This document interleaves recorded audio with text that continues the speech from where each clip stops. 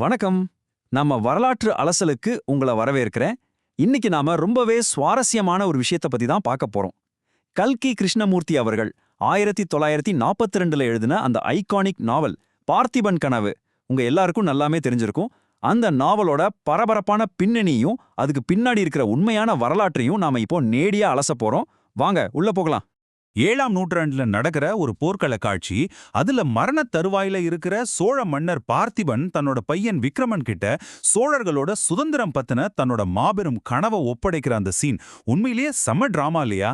சுருங்கி போன ஒரு சாம்ராஜ்யம் மறுபடியும் எப்படி உயிர் தழணும் அப்படிங்கிற அந்த ரகசிய கனவு எப்படி உருவானதுன்னு இதுல ரொம்ப அருமையா சொல்லியிருப்பாங்க. இந்த விறுவிறுப்பான கதை காலம் கடந்தும் இன்னைக்கு வரைக்கும் மக்கள் கிட்ட ஒரு பெரிய தாக்கத்தை ஏற்படுத்தியிருக்கு. அஜய் என்டர்டெய்னர்ஸ் மாதிரி நாடக குழுக்கள்லாம் இப்போ கூட கல்கி ட்ரையாலஜிங்கிற பேர்ல இதை மேடையில அரங்கேற்றிட்டு வராங்க. ஆனா இங்க நாம கேட்ட வேண்டிய முக்கியமான கேள்வி என்னன்னா, இவ்வளவு அற்புதமான இந்த கதையில எந்த அளவுக்கு உண்மையான தொல்பொருள் மற்றும் வரலாற்று ஆதாரங்கள் இருக்கு? வாங்க அதையே பாத்துருவோம். பகுதி 1, பல்லவ வம்சம் வரலாற்று நாயகர்கள். நாவல்கள்ல சில நேரம் வில்லனா காட்டப்படுறவங்க உண்மையான வரலாற்றுல எவ்வளவு பெரிய ஜாம்பவான்கள்னா பாப்போம்.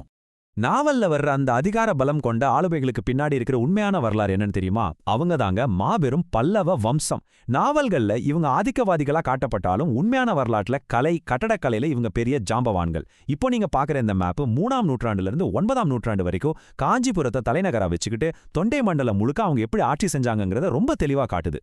சரி, காலப்போக்குல இந்த சாம்ராஜ்யம் எப்படி உருவாச்சுன்னு பாப்போமா? கிபி 300ல இக்ஷ்வாகு வம்சத்தை வீழ்த்தி சிம்மவர்மன் ஆரம்பிச்சது. அப்புறம் 4ஆம் நூற்றாண்டுல சிவஸ்கந்தவர்மனோட ஆரம்பகால ஆட்சி. அப்படியே கிபி 575ல சிம்ம விஷ்ணுவோட வரலாற்று சிறப்புமிக்க பேரரசு பல்லவர் காலம்னு இது வளருது. அதைத் தொடர்ந்து கிபி 630ல மாமல்லன் நரசிம்மவர்மன் அரியணை ஏறுவார். இதுதாங்க பல்லவர்களோட நிஜமான டைம்லைன். பகுதி 2, செப்பேடுகள், பேரரசன் உறுதியான சான்றுகள். இப்போ இந்த வரலாற்று தரவுகள்லாம் நமக்கு எப்படி கிடைச்சதுன்னு பார்க்கலாம். இவ்ளோ பெரிய ஆட்சியாளர்களோட நிர்வாகமும் வம்சாவழியும் நமக்கு எப்படி துல்லியமா தெரிய வருது? இங்க பாருங்க, சென்னை எழும்பூர் மியூசியத்துல இருக்கிற பல்லவர்கால செப்பேடுகள், அப்புறம் சிவஸ்கந்தவர்மன் மன்னரோட மைதவோலு செப்பேடுகளோட அச்சுப்பிரதிகள். பிராகிருதம் மற்றும் சமஸ்கிருதத்துல இருக்கிற இந்த நேரடி ஆவணங்கள் தாங்க பல்லவ பேரரசுக்கான ரொம்ப ஸ்ட்ராங்கான வரலாற்று சான்றுகள்.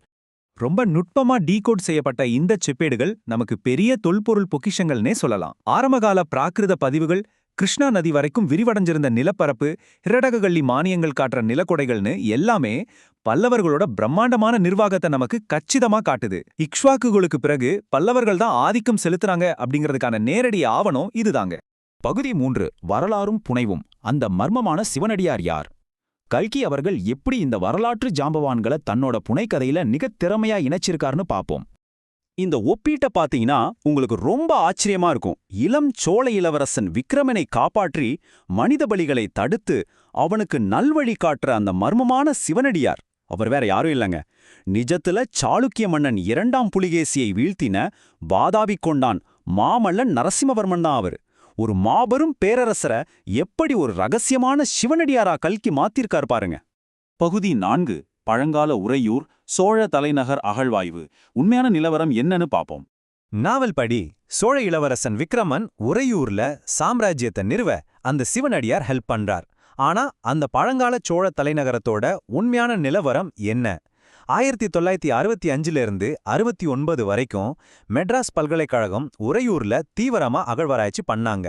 அதுல உடைந்த ரோமானிய ரவுலட்டட் மண்பாண்டங்கள், தமிழ் பிராமி எழுத்துக்கள் பொறிக்கப்பட்ட ஓடுகள், கருப்பு சிவப்பு மண்பாண்டங்கள்னு ஏகப்பட்ட பொருட்கள் கிடைச்சுது. உறையூர் ஒரு காலத்துல சர்வதேச வணிக தொடர்புகளோட எவ்வளோ துடிப்பான பெருநகரமா இருந்துச்சுன்னு இது நமக்கு சந்தேகமே இல்லாம ப்ரூவ் பண்ணுது.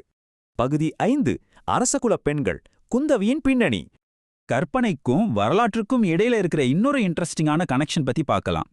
நாவல்ல இளவரசன் விக்ரமன் காதல் கொள்ளும் அழகிய கதாநாயகி குந்தவி. கல்கி தன்னோட கற்பனையில குந்தவியை 7ஆம் நூற்றாண்டுல வாழ்ந்த பல்லவ மன்னர் நரசிம்மவர்மனோட பொண்ணா காட்டியிருப்பார். ஆனா நிஜ வரலாற்றுல பாத்தீங்கன்னா குந்தவி அப்படிங்கிற பெயர் 9ஆம் நூற்றாண்டுக்கும் 11ஆம் நூற்றாண்டுக்கும் இடையில வாழ்ந்த பல தென்னிந்திய அரசுகுல பெண்களோட ரொம்ப பாப்புலரான பேரா இருந்திருக்கு. குறிப்பா பிற்காலத்துல வந்த மாமன்னர் ராஜராஜ சோழனோட அக்கா, அப்புறம் அவங்களோட மகள், இவங்க 2 பேரோட பேரும் குந்தவிதான்னு வரலாறு நமக்கு சொல்லுது. பகுதி 6, கனவு நனவானது. 300 ஆண்டுகளுக்குப் பிறகு. சரி, இப்போ ஒரு முக்கியமான கேள்வி.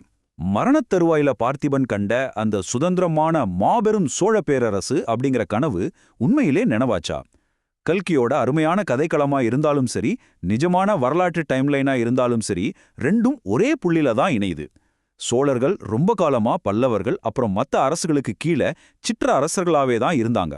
ஆனா பார்த்திபனோட காலத்துல இருந்து சரியா ஒரு 300 வருஷத்துக்கு அப்புறம் முதலாம் ராஜராஜ சோழனோட ஆட்சியில சோழ பேரரசு முன்னப்பதை காட்டிலும் ஒரு மாபெரும் புகழை அடைஞ்சது. அந்த சுதந்திர கனவும் முழுமையா நினைவாச்சு. நாம இப்போ இந்த வரலாற்று அலசலோட இறுதிக்கு வந்துட்டோம். ஒரு பக்கம் எழும்பூர் மியூசியத்துல இருக்கிற பல்லவர் கால உண்மையான செப்பேடுகள், உறையூர் அகழ்வாராய்ச்சிகள், இன்னொரு பக்கம் இன்னைக்கும் மேடைகள்ல உயிரோக்கமா நடக்கிற கல்கியோட நாடகங்கள். இதெல்லாம் பார்க்கும்போது ஏன் மனசுல தோணுன ஒரு கேள்வியை உங்ககிட்ட கேட்க விரும்புறேன். வரலாற்று உண்மைகள் சிறந்த புனைக்கதைகளை உருவாக்குதா, இல்ல இது மாதிரியான அற்புதமான புனைக்கதைகள் தான் வரலாற்றை மக்கள் மனசுல என்றென்றைக்கும் உயிர் போட வச்சிருக்கா? நீங்களே யோசிச்சு பாருங்க. இத பத்தி நீங்க என்ன நினைக்கிறீங்கன்னு சிந்திங்க. மீண்டும் இன்னொரு சுவாரஸ்யமான அலசல்ல நம்ம சந்திக்கலாம்.